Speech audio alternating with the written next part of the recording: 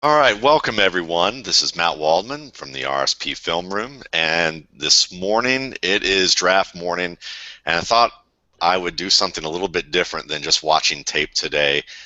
We're actually going to have a roundtable style hangout with two guests, Alan Dandar of Smash Draft and Dan Hatman of the Scouting Academy. Welcome, Alan. Welcome, Dan. Good to have you guys both on. Thanks for having me. Nice to be here. Good deal. Well, it's definitely nice having you guys, and we're going to talk a little bit about your operations experience. Things that we've noticed maybe as analysts doing some of the work that we do, and some of the experiences that we've had, and kind of talk about where the NFL gets things right, where there's opportunities that maybe we notice just from our different experiences or just observations that we have questions about, that concern player development, personnel development, scouting, things like that. So to kind of get the audience have an idea of why we're gathered here and why I've asked you guys to be on. Alan, if you could start, can you tell everybody a little bit about some of your experiences that apply to this subject? Sure. I've been fortunate to work in a ton of different environments, different landscapes. From a corporate setting like IBM all the way down to a startup and everything in between. But along the way, I spent a about 7-8 year journey working through the NBA and NFL and NCAA football, college football. I spent 4 years as the director of football operations at Princeton University. Before that, I was fortunate to work under Al Golden at Temple University and really saw a guy who's clearly gone on to have a lot of success in many ways. And then from there, I actually hooked up with Dan in 2012 with the Philadelphia Eagles, working in the front office as a player personnel analyst. And that's a very generic title, but I was fortunate there to get into everything from evaluating small school guys to doing some of the less glorious grunt work, but also had a chance to do a lot of analytics and do a lot of different things as far as exploring the mechanics of doing drafts and all these other things. And it was sort of fun because a lot of guys I think in my role are typically that 22-year-old guy who's like right out of school. And because I had the operations background and knew the logistics of moving like a 100-man team across the country, I could, I had some wherewithal. So when I saw a lot of things operationally, I think it made a lot of sense to me to go like, that doesn't look right, or oh boy, that made a lot of sense. And I think it's that perspective that usually people in that role don't have. So I think it was really a cool experience for that reason. Awesome, Alan. Awesome. And Dan, we had you on last week, but for our fans who haven't caught that recent film room, can you give them the review again of your experience? Sure, sure. So I've been a pro scout for 3 organizations. I started off with the Giants, then went and coached college ball and got my master's at University of Massachusetts. Came back and worked for the Jets and ultimately the Eagles before stepping out in 2013 to start Dynamic Sports Solutions with Alan. And so it's been a journey through, obviously, the pro ranks and seeing different organizations and how they attack the process, being able to go and see a college organization, go from high school recruiting all the way through to our guys getting drafted, and we had multiple players go through that process of dealing with the scouts on that end. I was part of a staff that sent Victor Cruz to the league. Victor went undrafted and Vlad Dukas went in the second round, and seeing the dynamics between both of those players and how those decisions were made was very unique. And then stepping out into the outside world with Alan and tackling sports analytics and decision making, working with everything from talking to women's softball teams to lacrosse to the NFL about how can we help you guys select better human capital. And that's really been something that both Alan and I are passionate about, is understanding how we come to these decisions on which people we want to surround ourselves with, whether it be coaches, scouts, players, what have you, and then are there ways for us to improve that process. So it's been a lot of fun. Yeah, and for those of you who saw this hangout and joined it because you saw Alan's name and you saw Dan's name and you have no idea who I am, and I'm just this kind of bearded fellow in a cap in a room with pennants behind me, I can give you kind of a little bit of an idea. I do not have NFL experience. My experience as a evaluator of talent is really gained from 15 years in operations management and quality management. I used to work for a center where I ran, I would say, about 2,500 to 3,000 labor hours a week, 24/7. Responsible for recruiting, hiring, training, continuous training and development of frontline staff, supervisors, and management. So I've had those kinds of experiences. Those experiences led me to get certification in doing quality management to help develop teams for about 60 branches across the United States for the company that I worked for, really working with branch managers, regional managers, and presidents, vice presidents, and presidents of our company to really work on how to better develop the talent that we had and use a process of evaluation as a way to really integrate all those concepts together. And a lot of that is applied to what I do with the rookie scouting portfolio when it comes to evaluating just a small subset of the players that we have there. So it's led to my writing of really, in my writing, I oftentimes question some of the things that I see just from the periphery, and I've gotten responses from people who are in the who have either been in the NFL or currently working in the NFL, saying that a lot of the stuff that I'm talking about has some validity. So if it's nice to hear that, but again, my experience is outside of here on the whole, and so I may ask questions that Alan and Dan will go, well, this is our experiences and this is what we've seen firsthand, whereas I'm kind of more the guy who has peeked through the keyhole and maybe have guessed a couple of things right, but may not know the ins and outs. So I'm really excited to have both of them on board and being willing to have the discussion about some of the topics that we're going to do. So let's get into this, and I think one of the things that I really like to just kind of start with, and I think the reason I wanted to explain a little about where I came from, is that it's been my observation that the NFL, their image has a very corporate style look to the public. You look, and I think the media helps portray a lot of that in the way that they come across. But what are some of the similarities and differences that you see with NFL operations versus operations in other industries that you've worked in? Well, if I could jump in there, I mean, obviously having worked at a major corporation like IBM and like being on one of their many campuses and seeing how the structure of something like that goes and comparing that to, you think of these teams as being billion-dollar franchises, right? They have these huge valuations, but you go in there and I think the expectation is that, well, everything's going to be run in a similar way, right? With the big dollars. And the thing that's funny is, like, working at smaller college programs, 1AA programs, what have you. I mean, it's funny that a lot of the same practices and beliefs still permeate to the NFL level and affect the way that they go about evaluating talent and sourcing scouts and coaches and the same practices. And, the one thing that I call it a sort of status quo hugging.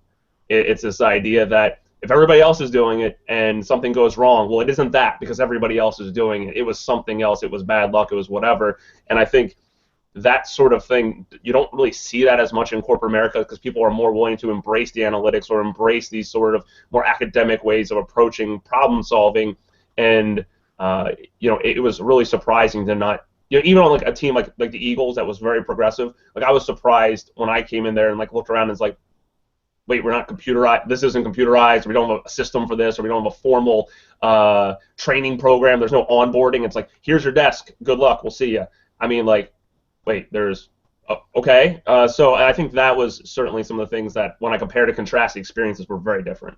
And Dan, I would love for you to continue and add your points with this. But one of the things I also want to ask you, in addition to that, is that one of the things that the talk. I came from an industry that was, the company I worked for was the oldest and largest in its industry for a time, and they often like to hire frontline employees and promote them through the organization. So I started as kind of that, lowest rung and worked my way up.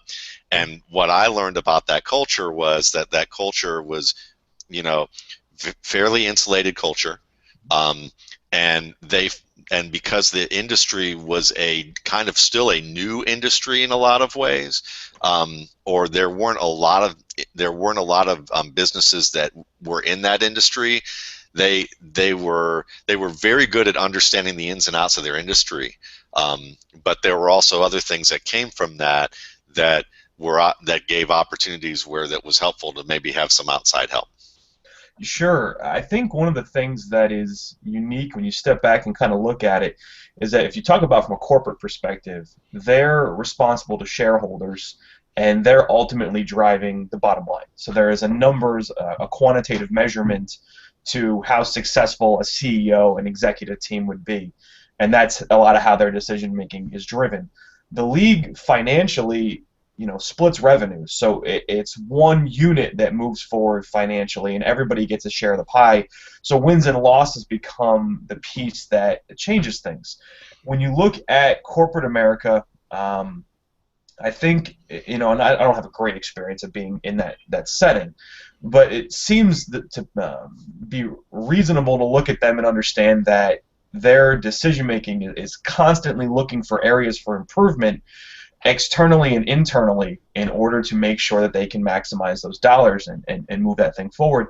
And as such, they will tweak processes, they will self-analyze, they will look at their departments, a lot more internal auditing, or bringing in outsiders to audit. They bring in a lot more consultants. When you look at the league, instead of going through a kind of a self-scouting or an auditing process, whether internal or external, ownership just fires people. And we're just going to fire someone, we're going to bring in the next one, and maybe they'll do it better.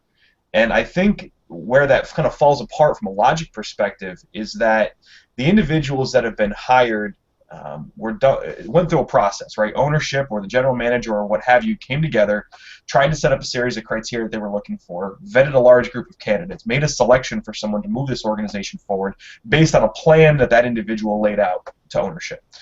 And then what happens is the individual that's now been hired obviously believes in their plan. They just came together, they just formalized it, they just sold it to an ownership group. And as such, they try to activate on it with 100% gusto, trying to get everybody aligned, and they have a short window by which to do that. And I feel like instead of looking at that maybe 18 months in, and saying, okay, 20% of my process is flawed, and here's why. We've looked at it, we've analyzed it, and this needs to be improved.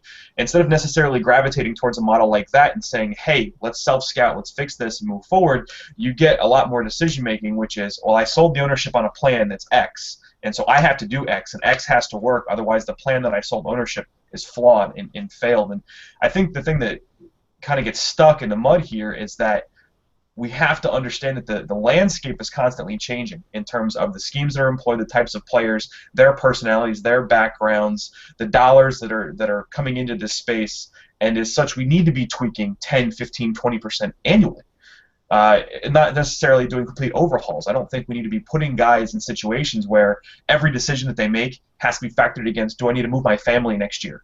Do I need to pack them up and move my kids out of another school and have my wife go find another house and redecorate? I mean, the true life of the individuals leading these organizations is so kind of glossed over by outsiders. And if you'd be amazed at how much decision-making can be influenced by the fact that I'm tired of moving my family. What can I just do to put down roots here? And so, yeah, that model of always having your feet to the fire from the NFL, where ownership feels like, well, I'll just dump you and get somebody else because there's only 32 jobs. Someone's got to be able to do it. I think ignores that we have had capable people in those roles that didn't have great process. Instead of fixing process, we just look to get a new person.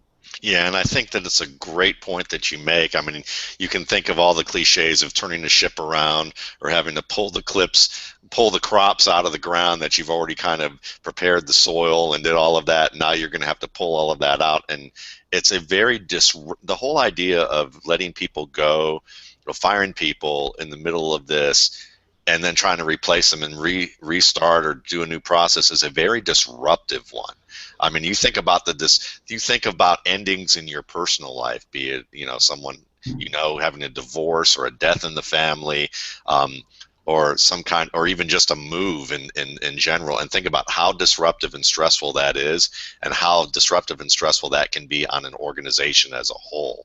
And if it's every 3, 4, 5 years that this is happening, the effects can be felt on the bottom line, which is wins and losses at this stage. Well, if you step back and translate it to something that everybody can kind of understand, you talk about like fantasy football, for example. One of the things that you constantly see analysts do is make assumptions on the upcoming year's production on a player based on what happened the year before. And we're going to look back and we're going to try to assume that everything that led to 2014's production is going to be there for 2015's production. And if you look across the league, I mean, how many general manager positions and associated scouting staffs were adjusted this year? How many coaching staffs were adjusted this year? And the individual relationships between a player and the GM, head coach, coordinator, position coach can greatly impact how that player performs. If a new general manager comes in and the player immediately understands that they're not in that person's plans, or it's a nebulous situation, it's some kind of gray area, well, now the player is left to not feel comfortable, not feel supported, and that they need to, obviously they have a pressure to perform, right, in order to get that next contract to keep their job, but it's not a positive situation by which to introduce that pressure. So now it's a negative emotion, which is fear. I don't know if I'm going to stay. And then you're left to try to figure it out. And if your coaches can't necessarily support you in that either because the GM's not on the same page, where are you at? So like a Martellus Bennett supposedly is on the trade block in Chicago now. So can we look at last year's system, which was Mark Trestman's system, even though it's the same quarterback, now we're going to Adam Gase with John Fox as the head coach, Ryan Pace as the GM, Bennett supposedly might not have a role on that team at the compensation level he's had. So if anybody that wants to tell me that Martellus Bennett's going to perform like he did in 2014 ignores 90% of what happens before we actually step onto the field, which drastically impacts what happens on the field. So it's those kind of bits and pieces to this that I don't like to get swept under the rug. These cannot be ignored, these relationships. That's all the football is. It's men coming together on the field and in the building, and these relationships are critical to what actually happens on Sundays. Absolutely, and I think what's fascinating about that is that you're really talking also about, managing people requires trust. It requires setting some boundaries and some rules and game plans that are predictable and that are reasonable in expectation and that give a very clear path to players or frontline employees. I call, players are very much frontline employees in this sense. It gives them an idea of how they can be successful, where they would succeed, where they'd fail, how they can succeed, and how they can be helped to do that, and what they can do to help themselves and help the team. And these are things that don't always happen in 1 year or 6 months, from the time that the coach comes in. Sometimes these are things that come into play within a year or 2 or 3 years in some maybe longer instances. But I mean, it seems to me that the most important infrastructure that an NFL team would have isn't the players necessarily on the field. While we talk about that so much, but I would think that it's also that nucleus of the coaches and scouts and personnel management that's where I feel like that there's an opportunity for development where you could see more emphasis of ownership and the very top of management tiers looking at that and saying that's our nucleus that we need to develop. What do you guys think of that? I mean, it's funny because I saw this at the college level and I saw this at the pro level, where that if you have the people who are evaluating the talent and ultimately, pushing the agendas, whether it be, like in the NFL, obviously you have scouts, but I saw some recruiting happen all the time where you had a position coach and not be on the same page with a recruiting coach in a different area, and ultimately they're picking players that didn't fit what a guy wanted. And through the process, whether it's politics, biases, agendas, whatever happened, they end up getting guys that don't work for what they want to do, and it's not a fruitful situation on the field. And you see this in the pros all the time.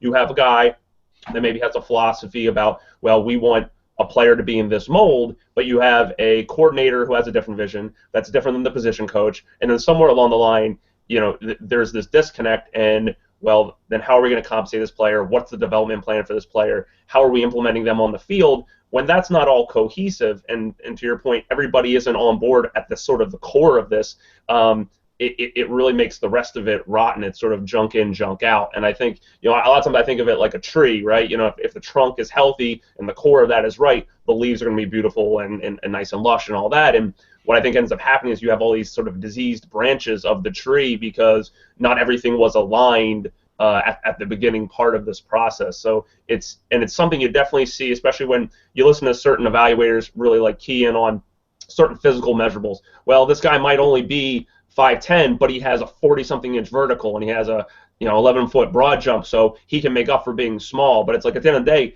if there's an offensive line and offensive lineman grabs this, let's say, defensive back on the perimeter and is thrashing him around, I don't care that he's a 40-inch vertical. He has a 0-inch vertical when he's on his back. And I think those are the things that people don't always, philosophically you could see being on different pages about. And ultimately then you have these guys that are in limbo. And then the one thing that I think Dan sort of alluded to, and I think makes a lot of sense, is that if your locker room doesn't feel like the people driving the bus know what they're doing, how committed are they going to be towards the team goal of winning as opposed to the individual goal of performing? I'm going to go for a sack every time. I know I have certain responsibilities, but as a defensive lineman, I'm rushing hard every time, and I'm trying to get my numbers because at the end of the day, I'm just looking for free agency to get my next contract, not necessarily doing my responsibility in this play and worried about like backside pursuit or something. You just see these sort of very selfish motives come through, but frankly, you don't blame them when they don't have confidence and trust coming from the leaders at the top. I would think that a situation that's a perfect example of that was the Tim Tebow in Denver situation, where if you looked at Tim Tebow and, aside from what fans think and what analysts talk about what he can and can't do as a passer, he did a good job to the extent of with the situation that he was put into and the way John Fox and company adjusted that offense. It wasn't one that wide receivers were going to look at and embrace. Though, I could see how a wide receiver would look at this and go, I don't want to play in Denver anymore if I have Tim Tebow as my quarterback, because long term, he's probably not going to be able to complete a lot of passes to me, and I'm not going to get my stats. And good luck with me getting a contract when I get a little older or Denver decides to bring somebody else in, even if we're winning and going to playoff games, because this team can actually run efficiently, and Tebow has a good feel for, being able to scramble and make plays, and he does timely work in the fourth quarter. Whatever it is that you would want to analyze with that, I could see that as a perfect example. It's funny that you should hit on that, by the way, because I'm a huge Paul Johnson fan, and Georgia Tech. I mean, it's funny. People look at Georgia Tech and go, well, if we're a receiver, why would you ever go there? Right? I mean, that offense isn't going to help you. But look at the receivers it's produced. Demarius Thomas, Calvin Johnson. I mean, we have some. Now, obviously, you have a Stephen Hill in there, so there's, it's not a perfect system. But the point is, you have, if people buy into the whole team philosophy, ultimately individual success will come, and I think things bear out. But you hit it, trust. If you don't have trust, if you don't have people buying into your why we're here to win, we're here to support each other, and then ultimately success will come out of that. If people don't buy into that from day one, all the measurables, all the production, all the skills don't mean anything because you're fighting against each other. So this morning I see an article where they're discussing the Titans ownership situation and the pending decision at number 2. And the argument that's being made is that obviously Bud Adams passed away and his son-in-law, I believe, took over as CEO, who then stepped down about 8 or 10 weeks ago, and they brought in a former executive to be kind of an interim CEO until they can make a decision. And there's rumors that the team might just be up for sale behind closed doors, that there might be some private stuff going on there. And the argument that was being made was ownership might heavily influence the decision at number 2, away from Amari Cooper, away from Leonard Williams, away from anybody else, and strictly onto Mariota from the standpoint of, is it sexier from a sale of the organization to have a franchise quarterback in place, making the organization look just that much better to a new potential owner, as opposed to an owner having to step in and be like, well, I have Leonard Williams, but he's all right, but I have Zach Mettenberger, he's not that good, what are we going to do now? And I kind of looked at that, and all I could think was, it's plausible. It's entirely plausible that that situation is actively occurring in Tennessee right now, and that the 8 months of scouting into this situation might completely be biased and almost thrown aside from the standpoint of someone who signs the paychecks walking in and going, no, we're taking Mariota because that's what's best for the franchise from the standpoint of maybe football, but arguably the dollars and cents of being able to sell this thing to a new owner.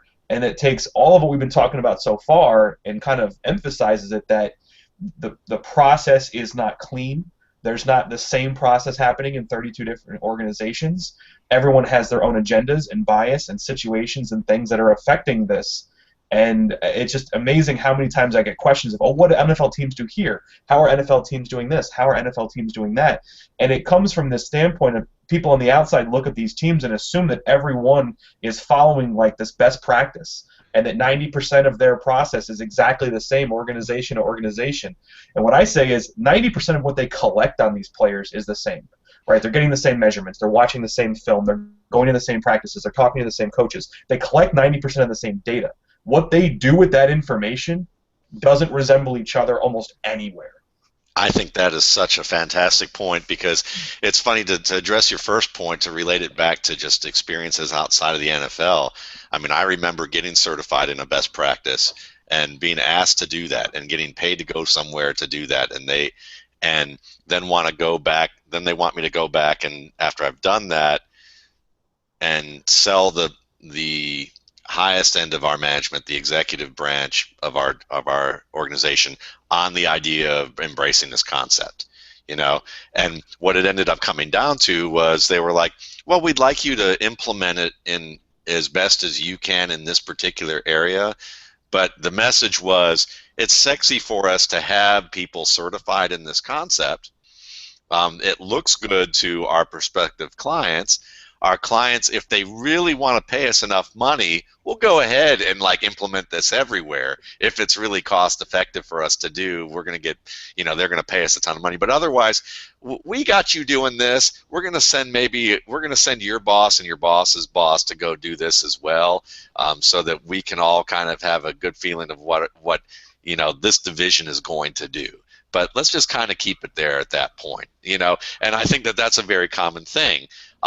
And to kind of talk about being on the same page with each other, or not being on the same page, I've always been one to believe that a good evaluation practice or a good process is going to be something that over time reduces the amount of variation that you're going to see within that team. It's over time going to continuously educate the people on what it is that they're supposed to be doing, and the hows and the whys. And then over time, those people who are doing that process are going to be able to recognize where that process has flaws and how to fix it and address it, so it's a living, breathing, self-educating type of entity or structure, so that it gets better and better. And I think that what we've talked about before kind of alludes to some of the things that may or may not be happening. So I'd like to ask each of you, where do you, to either comment on that or to talk about things that you feel like are opportunities based on what you guys do now or have done that could be helpful to either the teams you've seen or what you've heard from other people and colleagues that might that fans might have a better understanding of how that could be better. No, go ahead, Alan. Yeah, I was just as a guy who like I said, kind of got into the NFL experience about 5 years or so later than typically the guy who first jumps into it at the low level. To me, having seen these other processes where, hey, this is how we step you into the system, these are the expectations, this is the way we want to do things, and having sort of a formal training program in place that's going to highlight the skills. And I remember coming from Princeton, I worked under Bob Strace there, who is like a personnel whiz. I mean, I've never seen a coach more devoted to the science of building a roster. And he worked for the Bengals for almost 10 years. And there, as you know, the coaches are intimately involved in the whole scouting process. It's probably the most unique setup in the NFL in that way.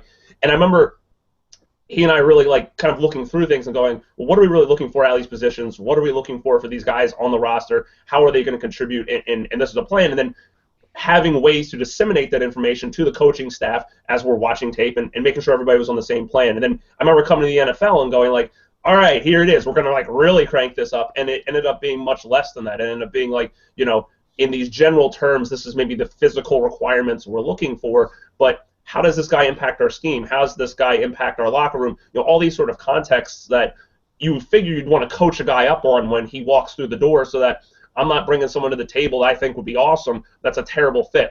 This guy might be an awesome running back, but he doesn't fit the mold of anything that, at the time Coach Reed wanted. there's no point in me bringing that guy up as an amazing first-round talent because he's not a first-round fit for us. And I think those are the sort of things that when you come into the NFL that especially talking with Dan about his other experiences and talking with people on other teams, like there isn't that sort of onboarding process, and I think it leads to a lot of bias and a lot of other introduction of error. And Matt, to what you were saying about sort of analyzing a process and looking to iterate it, right, to continuously improve on the way that you get people moving in a sort of continuous same direction. It doesn't allow for that because everybody's sort of making it up as they go. It's like trying to repeat jazz. I mean, at the end of the day, it's not something that unless you're writing it down, recording it, and measuring it, it's probably not that important as the message we're telling you. And then it's really tough to go back and figure out where can we get better. Yeah. Now you've gone into his wheelhouse. Now Matt's excited because now we talk music. I wanted to be a jazz musician, so I've done my transcribing of the bird crap that looks like on the page when you transcribe a solo. But yeah, you got totally on there about that. And Dan, were you going to say anything more about that topic, or? Yeah, I mean, the thing to me that was really intriguing was, to that point, how we are profiling these players before we ever put eyes on them. Because what happens as soon as you go watch a player, right, and especially from an NFL perspective, because the first interaction between most organizations and a player comes from the area scout going onto the campus sometime in the months of August to maybe October. And it's very early in the college season. There's not a lot of tape.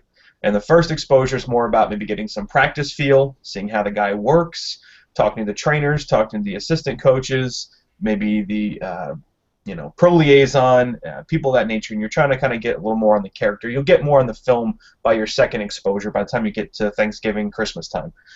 And what happens then is area scouts fall in love with guys as human beings, from the standpoint of you go in and you get unbelievable reports and he's everything you want, or he's not. And from there, now the scout, whose job is to filter who goes in front of the final decision makers, right? The area scout's job is to really act as a large filter to funnel 16,000 players to start the year into maybe 600 guys we're actually going to care about evaluating during the course of the process.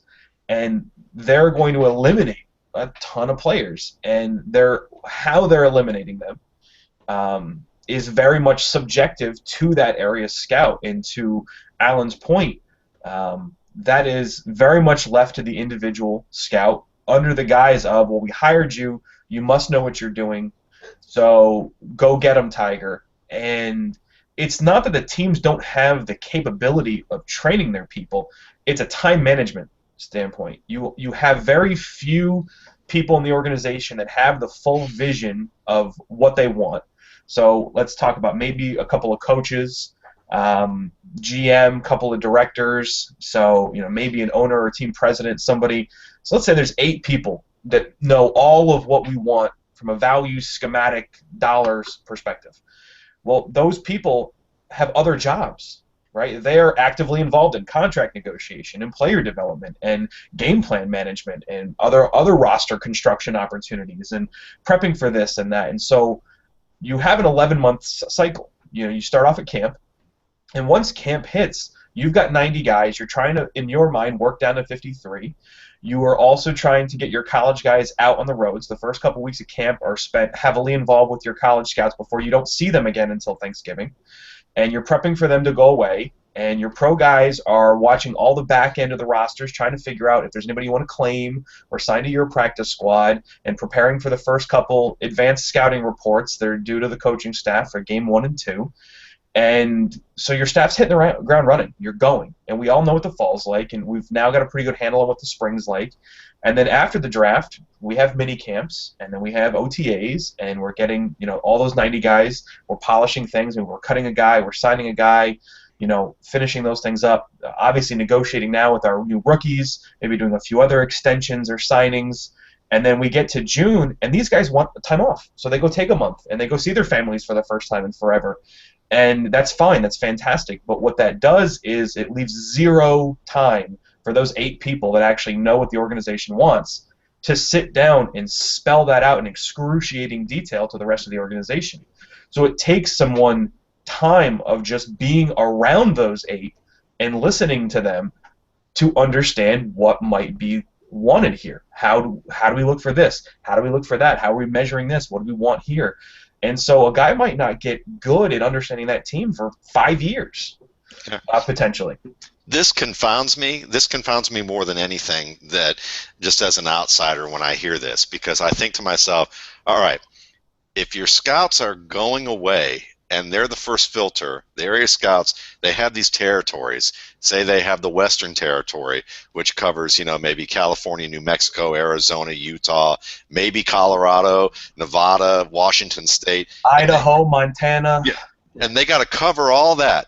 And they have to be responsible for every player on those teams or any of those schools that are out there, which should tell you right away if they're driving, flying, filling out reports, talking to people, doing all that. You're going, no wonder no one would see Victor Cruz necessarily, other than maybe one team, okay, or a couple of teams, because and then on top of it, it just seems to me that if not everyone's on the same page, why not start where you have your scouts in-house? Keep them in-house so that they're interacting with the college scouts are interacting with the NFL scouts. They're learning about what the NFL scouts are looking for, of what a good NFL player is, as a template for what the college players are. The college scouts should be looking for, and having examples or a template that helps them define that and refine it. They're in-house and working on watching film of all these players, and they're in one place, they're with their families, they can work long hours at the office, they don't have to travel, there's no travel expenses, they can continue to be in one place and maximize their time studying film, and then they go, these are the list of players that we think a higher up person should come to the campuses and visit and now talk to, and see if we get a feel, if they feel good about those guys, and if they fall in love with them as people, now that we've seen that they make the cut as a player. So did you hack into my system or something here? No. This sounds exactly like my 8-man apprenticeship program I pitched in Philly. This is the same stuff I've been writing about for years. This is exactly what I spelled out. I was like, listen, you can get a large group of people. Like I said, I picked out 8. And the 8 would support pro scouting and college scouting efforts, and they would cover things from the CFL to the AFL to the small colleges. They would probably make $25,000. You probably don't have to give a whole lot in benefits. It doesn't cost you a lot. So the argument between tech, people, benefits, maybe $250,000, but if you found one better player through a better process by bringing these 8 guys in and training them for 2 years on all these small minutia detail things, have them work through the entire process at a low-risk thing. I mean, watching the 6th guy at an NAIA school to make sure that there's nothing there is not going to hurt your organization. But if you find one better player, if you find one better scout, or a guy that wants to become a quality control coach or whatever, yeah, I mean, the process of a slow, methodical development internally to understand your profiles and understand what you're looking for was the entire impetus for what's now the Scouting Academy. Because I wanted to do it in-house. I thought it was the smart thing to do, and they didn't see the time. And then there was also the argument of, well, that's not how we've done it before, right? The argument was, well, when we hire scouts, we're hiring guys that know what they're doing, so we don't necessarily have to go through all of this. If we had to go through all that, it means we're hiring the wrong guys, and I disagree. I think that the acumen it takes to analyze traits is entirely different than in the acumen it takes to pinpoint what a player might do for our team. Yeah, and that was my job for 15 years. What, is basically looking at things like this and going, how do we create teams that are going to be efficient at what they do, get better at what they do, and how do we define it? And I would just look at it and go, you guys were in Philly. You probably knew Fran Duffy. I could imagine how Fran Duffy could be really well used as someone to really say, put on iPads one after the other. Here's what our team is looking for in terms of a defensive end prospect. Here's our template. Here's our visual template, and let's break down these things that we're looking for, and she'll give you a visual example of what they are. And then when one of our smarter, newer scouts looks at this and goes, I kind of have a gray area here. I'm not sure about this particular guy because he does this. but that doesn't define, it isn't listed in how we define that. Then the scouting director or the head of scouting or whoever is a higher up looks at that and goes, you're right, we haven't really defined that very well. Well, let's redefine that. Instead, what happens is that somebody comes in new, tries to sell a process, and every scout who's been there for years, and again, what we're all talking about here is that the NFL, they know football. These guys know football in and out. They are great at knowing football, but they don't know process. They don't know process improvement. They don't know management because they're insulated in being raised up from the get-go of being former player, former scout, and a lot of them don't maybe have that broader view of how to manage. So, I mean, you get somebody who can point out, well, this is how we need to redefine it. It can be an ongoing thing. It doesn't take as much time. It just, what it requires is the one thing that it seems like that the highest positions in the NFL, ownership or the executive team may not have, which is patience and commitment to that process, and realize that if it gets better there, you're going to field a better team eventually, and that it's going to be a consistent team. Yeah, I'm going to make one statement, then Alan, I got a question for you. And you like I say, you look at that, and it becomes clear that there's opportunities to get better in that space and to do that kind of development and what that can mean on the outside. But I came from, I broke in the league at 19, so the vast majority of my career was insulated inside NFL organizations, and so it's been fantastic for me to step out on 2 different occasions, one to go to college and then one for Dynamic, to be confronted with other process and other sports and other companies and other things surrounding the game and other people and ideas. And that was something that I told you the story last time, Matt. One of the reasons Alan and I got started wasn't because I was excited about necessarily learning something new, but I had learned from someone long ago that you should listen. You should poke holes. I mean, poke holes where you can, but you should listen when someone else has an idea, because you never know where the next great one might come from. And it was, Alan, who was, not exactly a director of something at the time when he's pitching me this idea, but, we went through what? We went through 8 hours that first day of grinding through things on a whiteboard, me trying to poke every hole in it I could, and 4 months later, we got an idea out of it. And that's the kind of slow, methodical process improvements that can happen if you're open to it. But Alan, you made a comment at the beginning, and I know what my experiences were like, but I think it'd be interesting for others to hear about you leaving Princeton and the position you were in then. You talked about the onboarding process. What was that like for you in terms of coming in, because of how many things you were thrown into the mix on, how many areas you got to touch, how much time was spent from people above you teaching you how to interact with all those different things for that one organization? Yeah, it's funny, the whole situation starts with, it's Friday 9 a.m. I got a call from Louis Riddick saying, hey, we want you to start Monday morning. So I gotta make a decision. I don't know what's happening here, and I don't know what I'm doing. It's literally like, we want you to come in the office. And I'm like, well, I do a lot of things. I don't know what their vision is, but I need to basically, and anybody who talks to Lou knows Lou's all business. It's like, just call me back, let me know, click.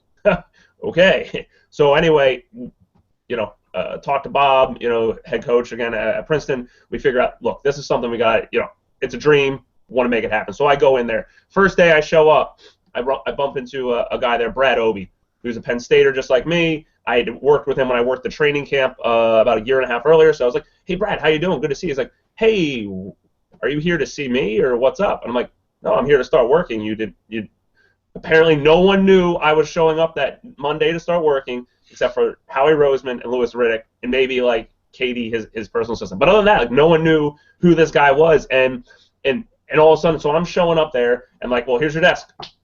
We'll get some stuff to you here soon. Good luck.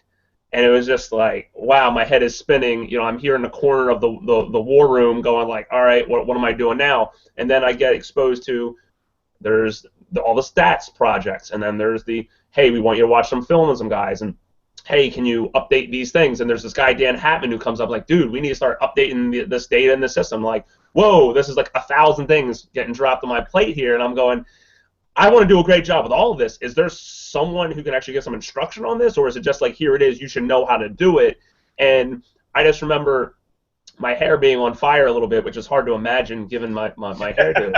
Or maybe this is post hair. Yeah, this is the result. There you go. There you go. And it was I remember it was stressful, but at the same time, like, I basically, if I had done that a couple years earlier, I think I probably would have had a meltdown. And luckily, I had gone through the fire of working at a Princeton where I was in charge of so many different things, and stuff would just go wrong around you all the time. You had to learn to adapt and sort of not flinch. And I'm sure I still have my flinchy moments from time to time, but it was just one of those things that you eventually you learn to fight through it and do the best you can, and hopefully in the time there, learn to produce something that people are looking for. But I think in the back of my mind, I always felt like I wanted to go to a Lewis Rick, I wanted to go to a Rick Mueller, I wanted to go to a Howard Roseman and say, hey, what are you guys looking for in this scenario? What is the goal in this? Like, I don't have that context, and it felt weird to have to ask for that, but I think at least having my experience, I knew I should.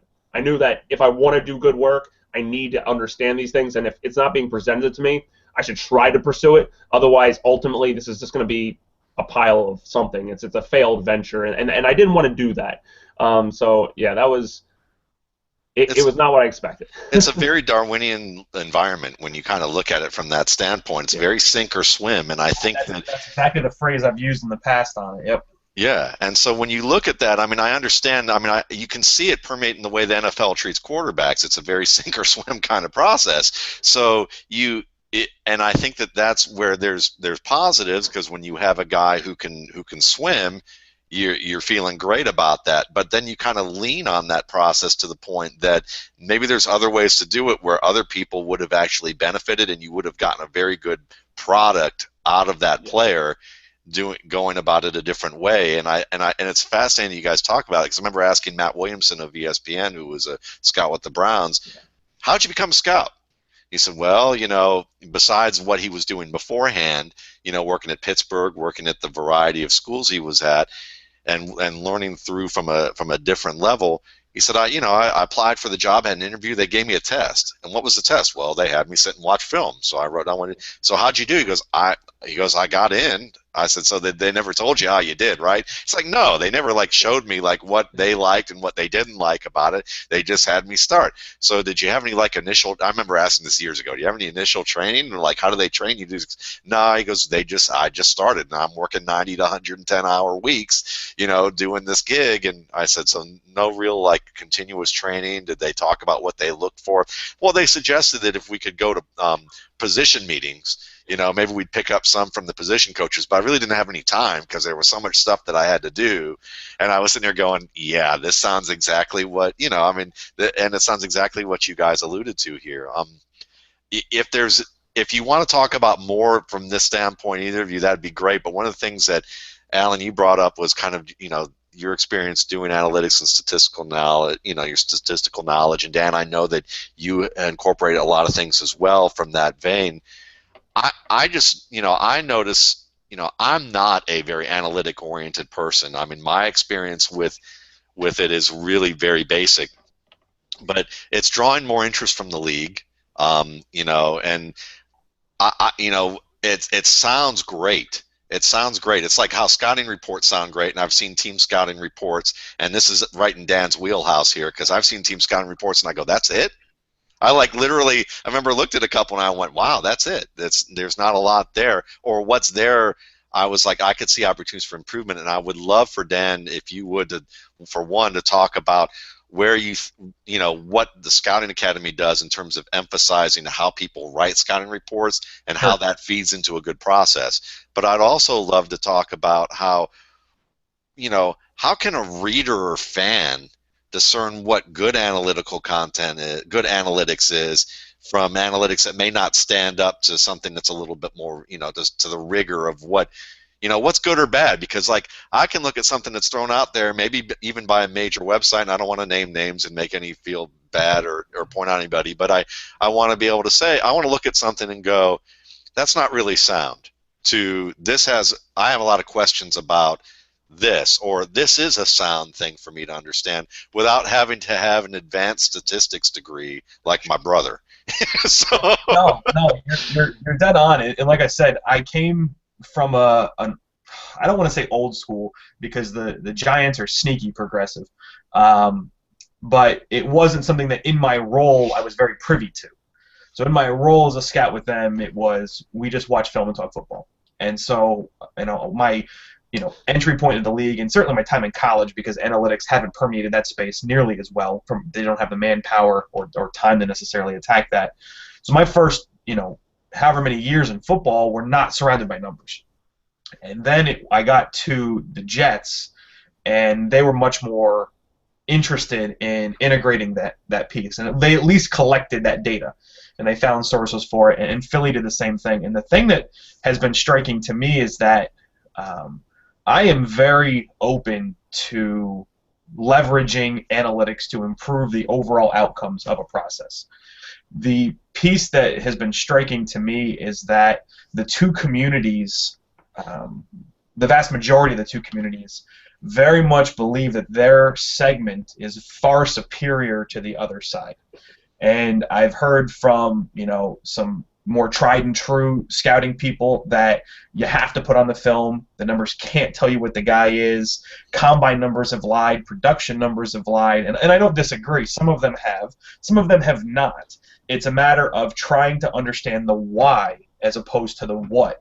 And then on the analytics side, I've had people that do a great job modeling things to tell me that scouting doesn't matter, that they can simply plug in the production stuff and they can tell me what a guy's going to do in the future. And going back to how I talked about Martellus Bennett at the top, I have no validity in that literally cannot possibly occur in that manner. It's not scientifically, mathematically possible for you to tell me how a human being is going to react in an entirely different environment. Biologists wouldn't agree to that, right? They do case studies by following chimpanzees for years to try to understand behavior. They don't simply quantify what path they took by measuring the number of steps a chimpanzee took during a given day. So let's understand that the two sides have to work together, and how they can is collecting qualitative data, meaning watching the film and pulling things off of that can be measured. And some of them aren't going to be measured via a stopwatch or a zebra system or catapult or what have you, but can be collected by a trained evaluator that can look at an offensive lineman's hands and put a number on it relative to a grading scale. So what we do in the academy is not try to grade the entirety of the player, because we lack so much context on the outside as it pertains to how teams actually want those traits to measure up. What we do is we say everybody should know how to grade an offensive lineman's hands, and every team wants to know how good an offensive lineman's hands are. How that team weighs that data against the rest of the player is completely up to them. But we're going to teach you how to watch hands and grade them. Then you can take that, and your team can bring that other. I talk about bringing our guys 90% of the way. We're going to teach you the fundamentals. The team has to take you the rest of the way, because that is an entirely nuanced process that is internalized by them and how they want to evaluate that. And so my perspective on analytics is that the brain power and the modeling and the computer power and even the visualization power of some of this stuff is increasing. The problem still lies in the data that actually goes into it, because almost all of it goes by a term Alan and I go with, post-mortem statistics. Meaning after the play is dead, what happened? And they're looking at what, not how, not why. And until a group can bridge that gap and get towards a why in how they quantify this, they're always going to miss. They're always going to miss more than they think they are. Couldn't everything he said, obviously, I would completely agree with. And I think the thing that's interesting from my perspective is, I probably look like a Russian gymnast in terms of the way I straddled the great divide here between, being on the stats side and crunching numbers, and being at the first MIT Sloan conference and sitting there with a handful of these guys that now are major personalities and celebrities in that space, and then at the same time being at a Temple University or being at a Princeton and sitting there with coaches and grinding tape and like being locked in a room and saying, well, this high school kid, what is he doing on here that we can actually capture and somehow quantify this qualitative process that's going on in front of us? And coming full circle in the whole thing, I think the one thing that Dan was hinting on is really this issue of context. I remember talking to Dean Oliver, who's now with the Sacramento Kings, and he was with ESPN for a long time and helped them develop QBR. And I was really asking him, how do we really come up with really great stuff in terms of analytics that people can do something with? And I think he's like, if anybody gives you the silver bullet, they're full of crap. There isn't this magic number that's going to tell you everything out of thin air, and for the purposes of daily fantasy sports or some of these other things, like maybe that'll help you be a tick or two better than just a coin flip. But at the end of the day, especially when it comes to team building, in reality, you need these context-rich statistics, and part of the big issue with doing that is that you might have these really finite scenarios, like third down pass rush when you don't have a tight end to his side. The sample size is super small. So now this is where that whole quantifying the qualitative really comes into play, because now as a scout, as a coach, whatever, if I know what great hand use looks, to extend Dan's metaphor before, if I know what that looks like, and we have let's say a video archive showing what elite looks like, what average looks like, and what crap looks like, and we can now refer to that, I can feel really confident this guy's a 5 out of 5 on hand use. And now, once we get a big reservoir of that data, now we can start doing some analysis on that, and now we can start using some decision-making algorithms that are in this space that have context for these sort of, has usage for this sort of context. Now we can start bringing the things together, and the fact that we don't have huge sample size is okay, because it's our human ability, our innate ability to observe and evaluate things that we've quantified, and that's allowing us to bridge the gap. But if we don't respect the human element of this, which I feel like a lot of people on the number side, they get their back up on, he's just a Neanderthal coach or scout. What could he know? And then the scout's going, well, this is just some pencil neck like code pusher, pixel pusher. What could he know? And ultimately it's really going back to our way back in the beginning of the conversation. It's trust. It's trusting that both sides have something to contribute to the conversation, and then ultimately elevating the strengths of both sides to come up with one common vision. And that's really, the teams that are good, the teams that are consistently good, find ways to do this more often. It's been my experience that nobody's really doing this at a high level because, as we've talked about, for all the various reasons that are there. So yeah, it's great. I mean, it's funny. I mean, the RSPs is rookie scouting portfolio. I incorporate similar concepts as what you guys were talking about with having. You're trying to do qualitative data from using qualitative data, but quantifying it, defining exactly what it is that you're looking for, and then saying whether they did it or they didn't do it, and putting a weighted score to that. That's a little different type of system. And then also using that as kind of the baseline and looking at a breadth of talent, and then also then looking at depth of talent and talking about having tiers of whether they were elite at that skill, whether they were a starter quality player, whether they were a contributor, and defining those things at a level where you could have a working understanding. And that way that, whether it's, the way Scouting Academy does this or another system, you could, as a team, you can look at that as a guy who's managing these scouts and go, let's watch this player together today. Let's watch Amari Cooper today. And somebody points out, they grade him, and you go, okay, well, I have, in my score, I have him as X. The other person says, well, I have him as, as Y. That's my score for him. And you say, well, why is that? Let's figure it out. And it might be in that case that one scout didn't notice something that the other did. Or it might be that the way it's defined wasn't clear enough. And that goes back to what we talked about before, is, well, how do we fix that? Well, if we're quantifying our qualitative data, we can go back and actually redefine that in a way that fits what we're looking for. Or why do we keep missing on these tight ends? Why is it that we missed on this player? He would have been a perfect fit for our system last year. Why? Let's get together and look at this and do a post-mortem where we evaluate using that. Well, this was the problem. I was going to give him this score, but I saw this, and the way we've defined it, it looks like that. Well, maybe we need to redefine what we're doing, and we can use that moving forward. You can't do that if everyone in the room, as you guys talked about, is nervous about having to move in 6 months if they're not winning.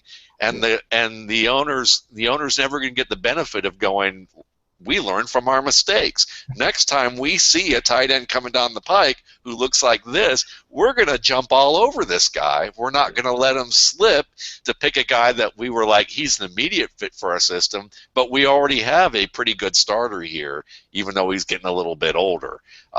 You know, and take the safer pick where we could have had this, you know, this budding superstar who was a perfect fit for what we do. We had that this semester. We added a module into the academy where we did position debates, and it was I had talked with a professor from University of Connecticut, and she's an expert in adult education and the development of expertise. And I had her come in and vet our curriculum and our teaching process to ensure that we're constantly doing the best that we can in the space. And she asked a very simple question: how much of the job of a scout is done in isolation or independent? How much of the job as a scout is done in a group setting?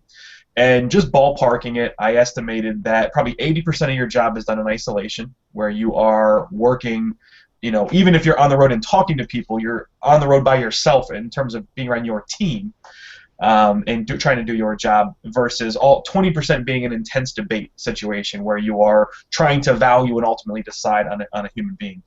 And so we added a module in where we brought 6 scouts together, and I was functioning as a personnel executive. We brought in Duke Manyweather to be our position coach for offensive line, and we told ourselves we were the New York Jets, and we needed to evaluate our current right tackle, Brino Giacomini, and then we needed to go out and act like Bobby Massey, the right tackle from the Arizona Cardinals, was a free agent, and we needed to grade player A, grade player B, compare the two, and then ultimately decide from a cap perspective if the additional dollars that one needed versus the other one was, you know, worth it based on the relative improvement that the player would bring. And in going through that process, we do that, like I said, trait-based evaluation. So the scouts had to grade these 10 basic core traits on the offensive lineman. And, you know, we would have, typically there'd be a plus or minus, you know, 2 in terms of where people would fall in relation to things. We use a 7-point scale. You know, we might finish as a 5, but we had a 3 and a 5 involved in the grading scale. And so we were trying to, you know, go through some of those nuanced debates. And the way the questions were asked, the way the gray area was set up, the things that all 8 of us learned from having gone through that was spectacular, because we had, you know, we're grading zone blocking, because we're expecting with Chan Gailey and Steve Marshall, who just got brought in from Green Bay to be the offensive line coach, that the New York Jets are going to move from more of a multiple but even gap-based system under the Bill Callahans that they had in the past, and Tony Sperano's. They tried a little bit more zone blocking under Marty Morningweg, but now we feel like they're going to go almost full zone blocking. So we wanted to grade that trait. And a variety of our scouts came through that process, and when they were looking at zone blocking, they were very, very hardlined on second-level blocks being a key component of that. And while that's important, when we actually talk with the position coach and you bring that voice into the process, when we start talking about it, when we're talking about a zone block, the first thing we need to do is we need to gain ground on our step. We need to be able to get across the hip of the initial first line man. And so much of the zone block happens in the first level. The second level is dependent on how that first level goes. And so guys were knocking one of the players because of how they were adjusting at the second level. But when we brought that definition back and said, but how was he working at the first level? It was, oh, well, he was good at that. He was good at the combos. He knew how to work with the tight end or the guard. He knew how to chip and take over and then try to climb. He just couldn't adjust athletically at the second level. Now, ideally, the player can do both, right? We're not discounting the fact that zone obviously works up to the second level, as any run blocking system would, but we needed to get that baseline down. And things like a backside cutoff were being completely ignored by some of these scouts in terms of the execution of that block. That's a very critical block to a zone play, because the way that's designed is you have a front side and a backside read. If you don't get that backside cutoff, you've taken away the ability for that guy to come back to the second read. And now we only have the front side, and if that gets taken away by a linebacker who flows, the whole play goes dead, right? The whole thing is designed for everybody to do their job. And so going through that process was so illuminating to everybody that was involved, you know, to myself, to the scouts, to the position coach who was brought in. And we're going to continue to do those for every position moving forward, because that's the piece that helps take all these guys to that next level. it's not just them in isolation grading the player, but now it's moving into this next setting, which is here's the team, here's the situation, here's your 10 trait grades. Right, it's the exact situation we talk about. How do your trait grades translate to the ultimate decision-making process? And some guys were willing to voice their opinions. Some guys backed down as soon as the coach stood up. And we were trying to simulate the entire environment where you don't need to be scared. You said you had a 5 on this guy. 5 for us was what we called good. That meant he can line up against 80% of the league, or I think it was 75% of the league or better, and at least stalemate, if not win, his block. We had a very specific grade as it pertained to the entire environment. We got to a situation in pass rush with Bobby Massey where he struggles with elite rushers. I'm talking Von Miller, DeMarcus Ware types, Cliff Averill in Seattle. Bobby struggles because he knows he doesn't have that kind of foot speed, and so he starts to rush everything, and his sets and his hand use and his technique get over-exaggerated, and he fails. But if you're not lined up against those guys, Bobby stops everybody in pass rush this last year. So it was only that elite caliber. And so we had a lot of guys that were bringing him back down the grading scale to an average grade, which for us is solid. It's a 4 out of 7, and it says that he can, that's where they felt he was. They felt he was just solid in pass protection. And when we went back to the definition talks about the percentage of the league that this player can line up and stalemate or win against, right? That's what we want to know. How are they going to match up against the league? That context was critical. And for us, the idea was how many truly elite speed rushers are there in the league? How many teams have those guys? And it's a smaller number. So the argument was, no, Bobby's not a 4. In fact, he's arguably a 5 in this case. Maybe you could even make an argument for a 6, although we did not. He's at least a 5. He's at least good because there is 75% of the league he wins against. And then the other guys, if everything falls into place, he can compete against the elite level, but the opportunities for him to fail increase based on the context of who he's lining up against.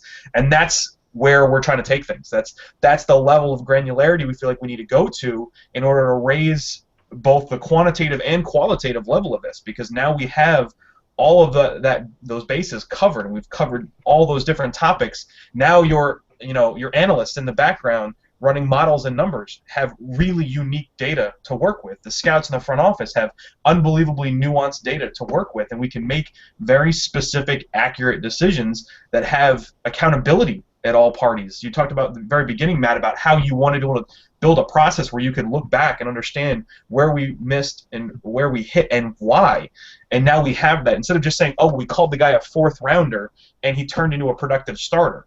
So that means our 4th rounders should be productive starters. Did we misevaluate them? Did we hit on them? What does that mean? No one knows what a round grade means.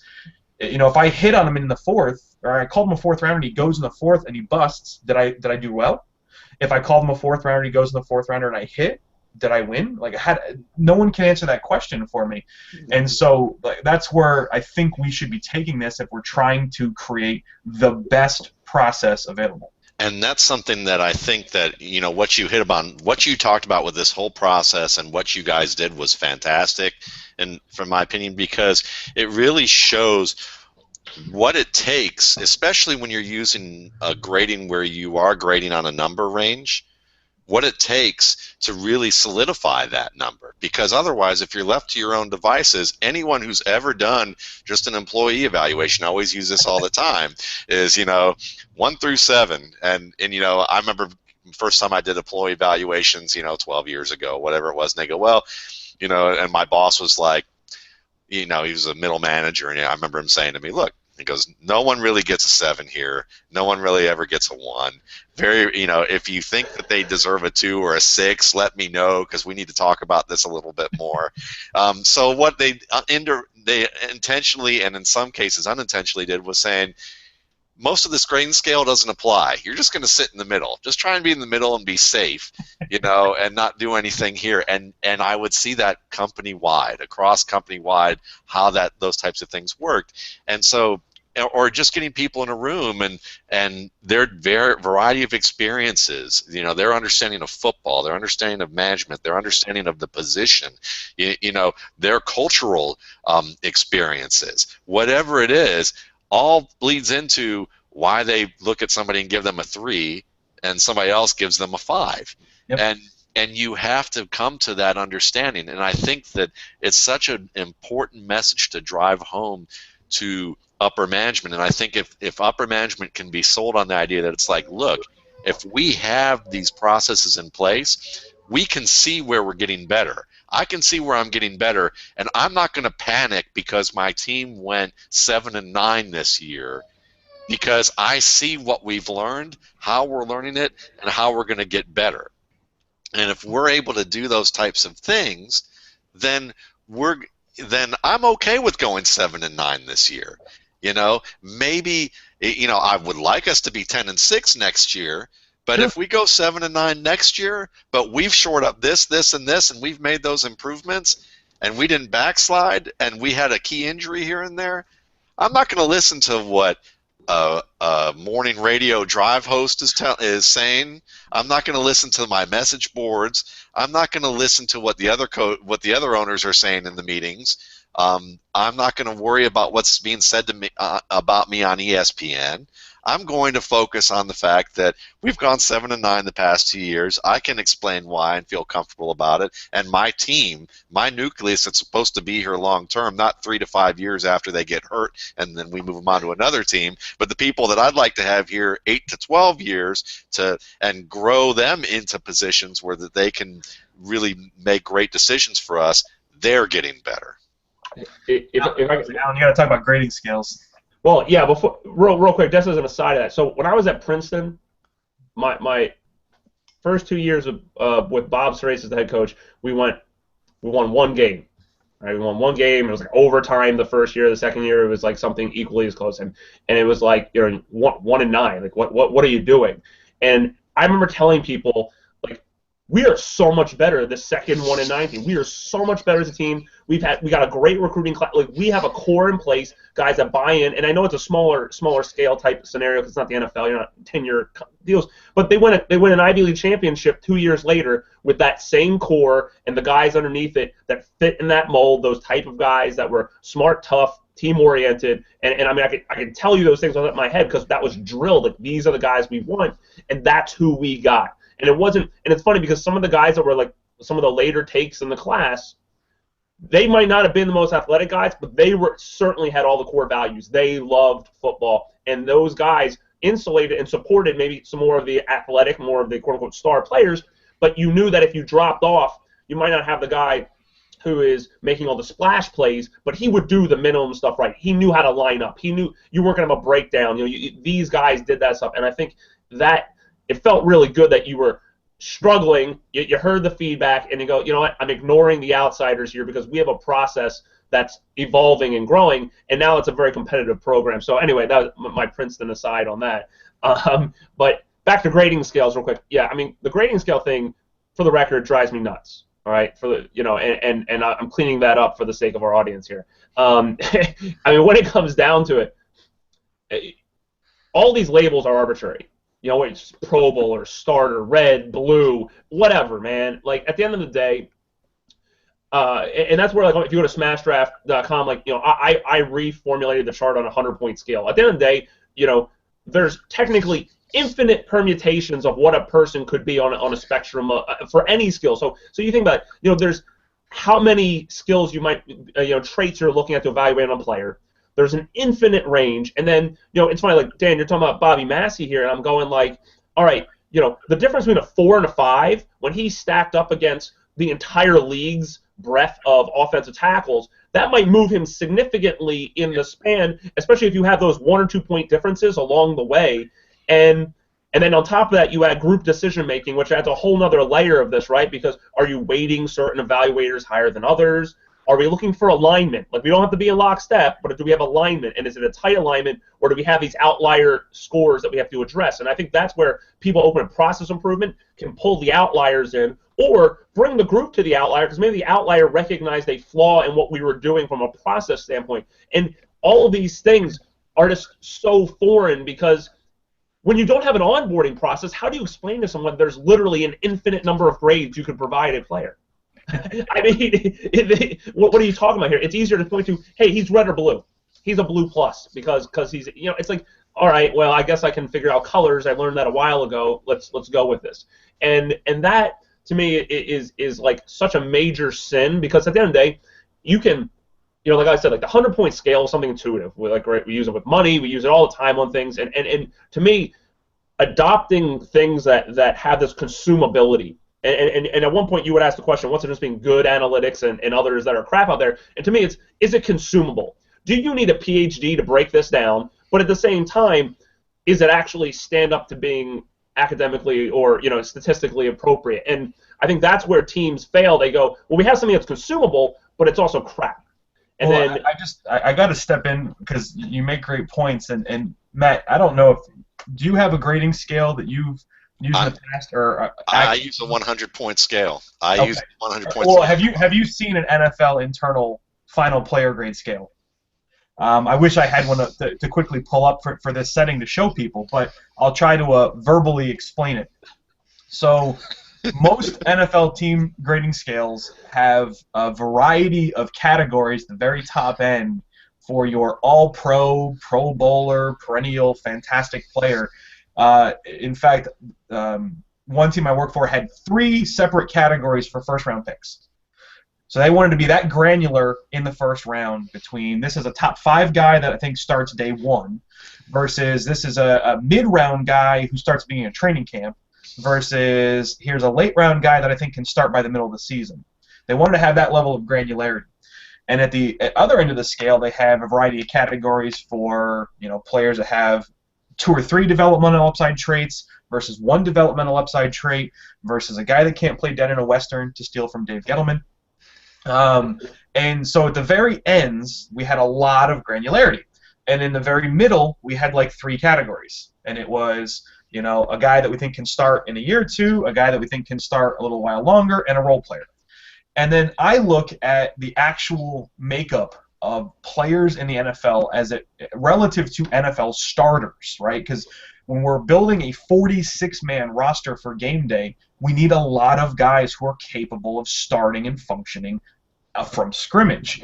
So if you want to be real kind of generic about that, they fall on a bell curve. So at the very high end, we have a thin tail of elite, dynamic, game changer guys, scheme independent, Adrian Peterson, Calvin Johnson, J.J. Watt, plug and play them anywhere, they're probably going to dominate the league. It doesn't matter. Mentally and physically, they have everything that you're looking for. The other side of the gradings, the other side of the bell curve, I basically truncate it because the tail goes on forever, because the league does a pretty good job of eliminating the guys that don't have a chance, right? The guys that just really can't play. We have a pretty good filtering mechanism to get rid of them. So what we have now is a huge percentage, I would argue 70% or more, that hover around the middle of a 7-point grading scale. So for my purposes, a 4, where these guys would be average or solid, that's the term we use, NFL starters.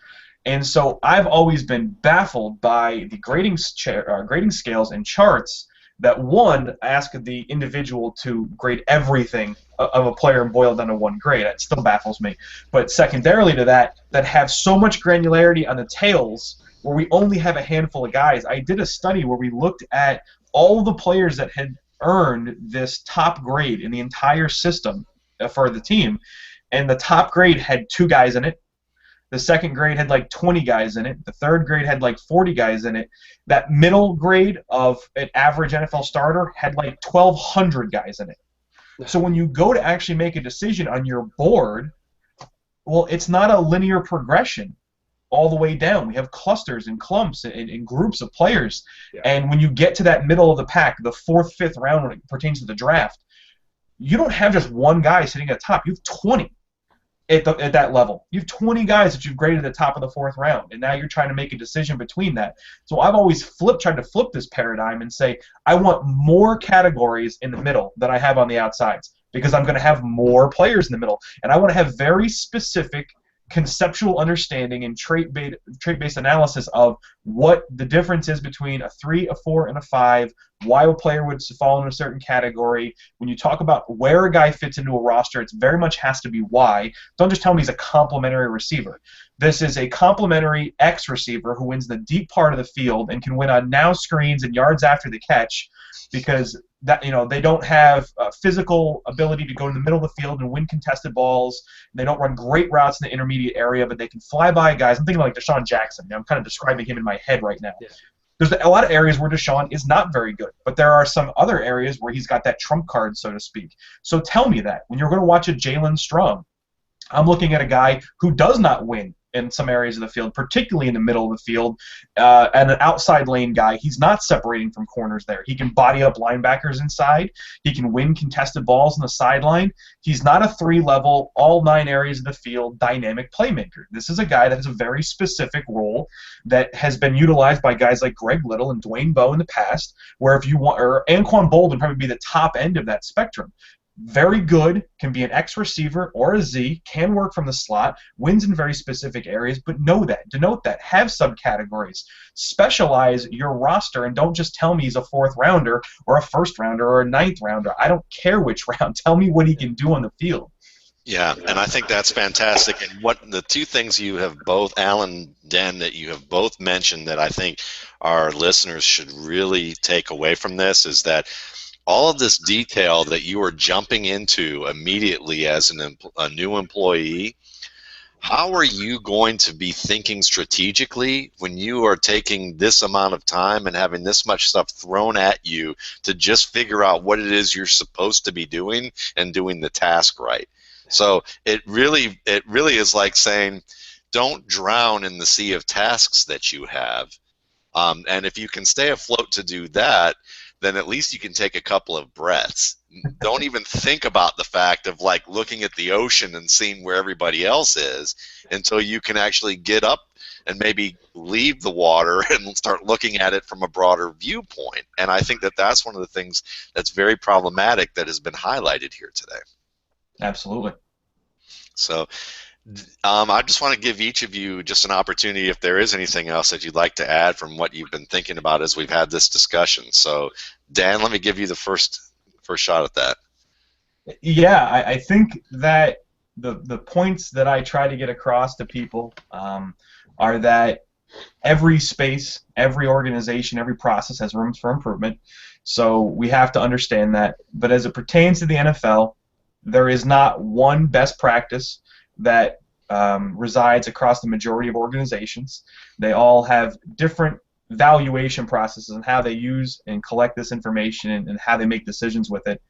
And that for people that are going to analyze this in any way, shape, or form, whether you're aspiring to be a scout or a coach, whether you're interested in just following your one team or for fantasy purposes, context does matter. And the granularity, the detail that you can get into can be a huge competitive advantage.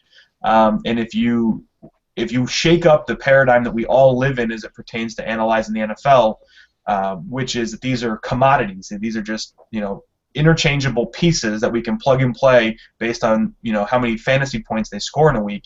If we can start understanding these are human beings and that there's human relationships, and that trust factor from an organizational perspective can absolutely maximize or minimize a person's performance. Think about every individual. If you get that nature-nurture argument, every individual has a floor and a ceiling to what they can do, and it does no different for football. And that's nature. Nature creates that. A lot of that's based on your athletic ability. The floor and a ceiling. Some guys are thin, some guys are big. The piece that allows an individual to either hit their ceiling or fall to their floor is very much dependent on what they have going on between their ears and the player development program that surrounds them within the context of a team, which is why you can take a guy out of one situation, plug him into another one, and see vast amount of performance. So I think about Wes Welker being taken out of Miami, where they were utilizing him okay. I mean, he had a second-round tender applied to him. It wasn't like he was nothing to that organization. But then he went somewhere where they believed in him. They gave him a big role that was based around where he won, and they built things for him to be successful, and then you watch how his career can take off. And so it wasn't that Miami's dumb. They did grab him as an undrafted free agent. They did give him a chance, but then you saw an organization really match everything from the physical to the mental to the program surrounding a guy, and he goes to an all-pro or at least a Pro Bowl type level. And that's the difference. It's how you set up everything around a guy. So, so much of what you focused on is, okay, what was this guy in college? Well, after today, I guess this weekend, you can scratch all of what he was in college because they're going to move to a new city with new money and new family and exterior pressures with new coaches, new GMs, and they're going to have to become a professional all of a sudden.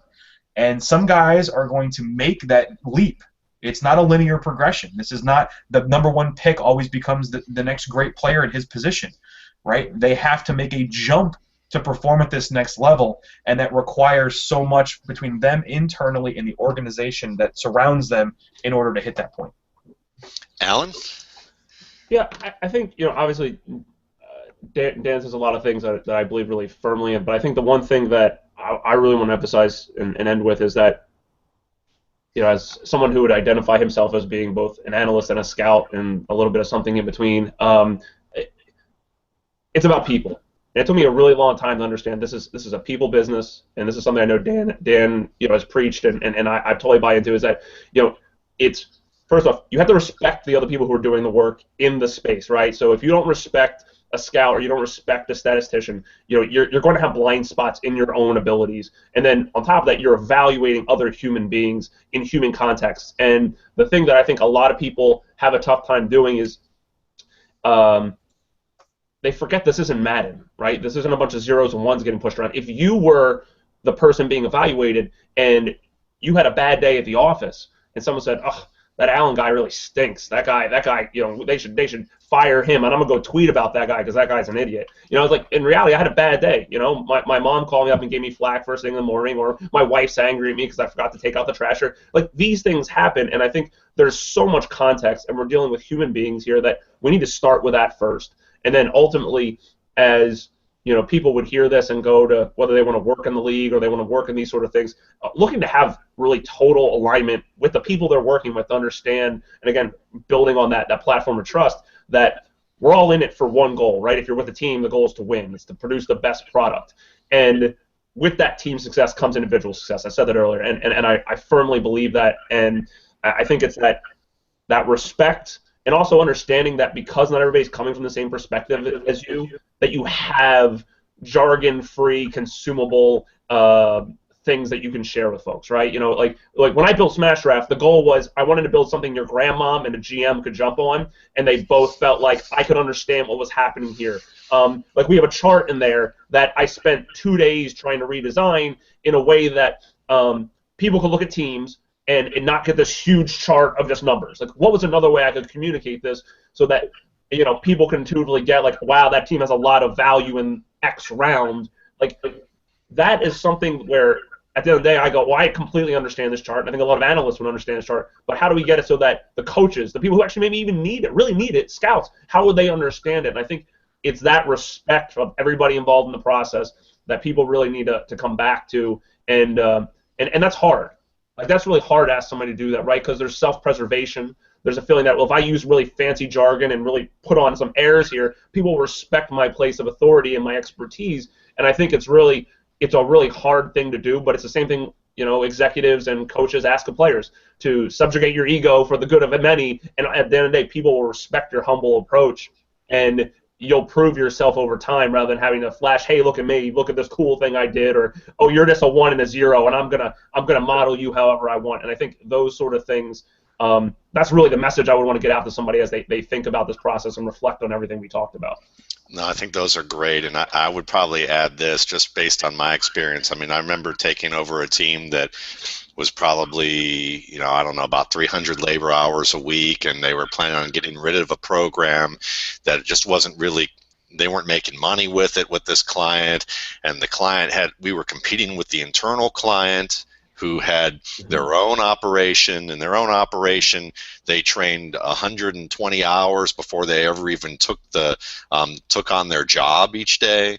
And mine actually got a 4-hour training when I inherited this.